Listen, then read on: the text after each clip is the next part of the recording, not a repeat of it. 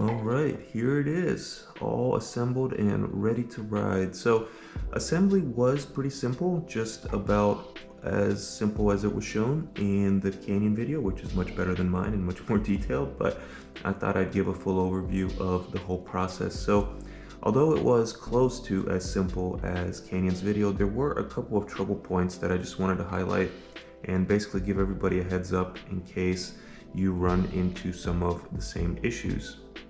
So the first one, which I even made a note in the video, the overlay itself, but when I was assembling the cockpit, I had an issue with this top cap right here. So basically out of the box, my cockpit was not, how do I say, it wasn't fully fitted the right way. So basically there were gaps here, there was space, and I needed to apply some significant pressure to get everything to fit. But if you do that, just keep in mind, be careful of these rubber things here where the cables are going into. So you might need to fit these into place, and if you look carefully, there's a spot there and there's a gap where that should all come together nicely and tidily, but just keep that in mind if you also run into that same issue. And so fundamentally, my issue was that the bolt in this cap, which you can see, just simply wasn't reaching to the base, and therefore it couldn't find a thread and I couldn't get this assembled. So I had to apply some significant pressure to this thing, but it ended up working all right. I did some Googling and a couple of other people had the same issue, so just bear that in mind. It might kind of come out of the box that way, so nothing to be alarmed by, definitely fixable. Just make sure that when you look throughout this whole assembly that there's no gaps, because if there's even the smallest gap, then that thread from the top here will not find its home at the base. So just one thing to highlight. Another thing that I wanted to highlight is with the seat post itself. So this isn't so much of an assembly thing, more of an adjustment thing, but when I got this basically from the box, this angle was kind of crazily tilted upward like this, and I was trying to basically get this to level out a little bit, just some way of making it go down, making it tilt. And I had a lot of issues with this. I had to do some significant Googling, and finally I found a forum thread which was helpful. But long story short, this whole piece here, I don't know if you can see it, but this whole piece is meant to rotate after you loosen this bolt right here. And for me, it wasn't. Like, I really just could not get it to budge no matter what I did. So what I ended up doing in the end was loosening this bolt, pushing the seat as far forward as I could. And basically I did that with the goal of basically creating a lever action with this distance right here. So once I got the seat as far forward as it could go, I was basically applying steadily increasing pressure on the front to try and get this thing to rotate, which it eventually did. I think there's assembly paste in there, which obviously for carbon components creates friction. And normally that's good because it keeps our saddle from tilting while we're riding, but in this case, it was creating way too much friction, and I think it was just stuck in there. So I finally got it unstuck and got this whole piece to rotate, but it took a while, and I was a little bit afraid of damaging the carbon parts from excessive force because they are brittle. But just one thing I ran into, you might run into it as well. Wanted to highlight that. A couple of other things I wanted to highlight for the other people like myself that might be new to electronic shifting. So this is fitted with the Shimano Di2 system. Now, a couple of things to keep in mind. Of course, as soon as you assemble this bike, you're probably gonna do what I did, which is immediately go out and test the shifting, make sure it works like you expect with mechanical gearing. And two things to note here. Number one, the first time you try to shift on this bike out of the box, it will not work. Basically, why is that? Because the system goes to sleep after, I forget exactly what the time is, but it's a battery saver thing. So the first time you press this lever out of the box, or any of the levers for that matter, it won't shift. Okay, so just do it a second time. The first time is kind of a wake up.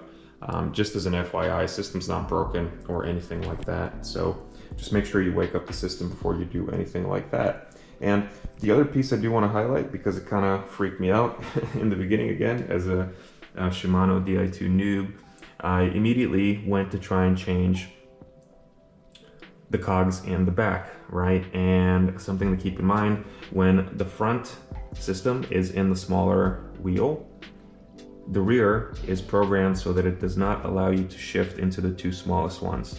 Now, what's the reason for that? I'm not exactly sure, but if the engineers at Shimano designed it and programmed it that way, there must be a very good reason. But again, out of the box, kind of freaked me out. I was like, oh, do I need to adjust this derailleur? What do I need to do? But no, turns out it's just very simply that the Shimano Di2 is programmed out of the box to not let you go on the two smallest chainrings in the back when you are in the small chainring in the front. So of course, once I shifted to the bigger chainring, I could go entirely up and down the rear cassette, no issues whatsoever. But just do keep that in mind. Now, the last thing I want to highlight here, and this is not so much of an assembly thing, it's just more for the other Shimano Di2 noobs like myself.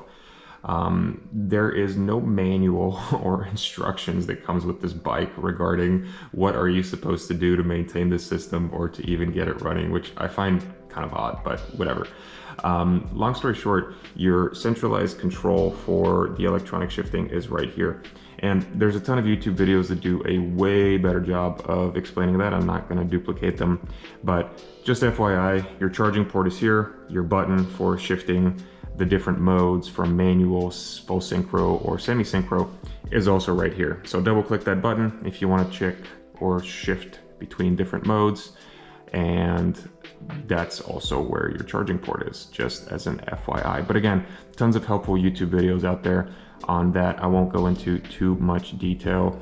My bike came pretty well charged out of the box. Let's actually do a quick battery test by holding the lever here for half a second. Of course, the first time it needs to wake up, but here we go, solid green, and then it is in manual mode. But just double check that before you go on your first ride. You don't want to get stuck in the middle of nowhere.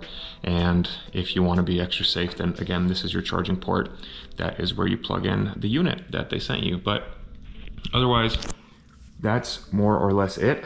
My gearing worked out of the box.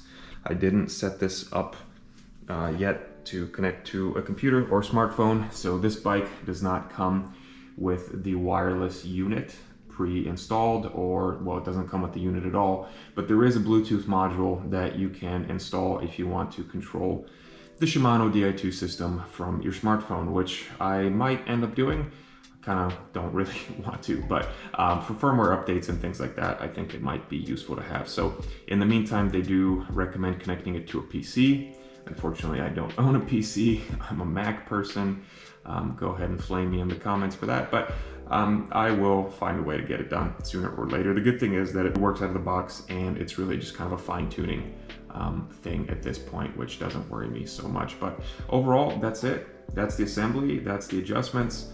It was much easier than I expected, to be fully honest, and besides those one or two minor hiccups that I ran into, I think the assembly is something that really anybody can do.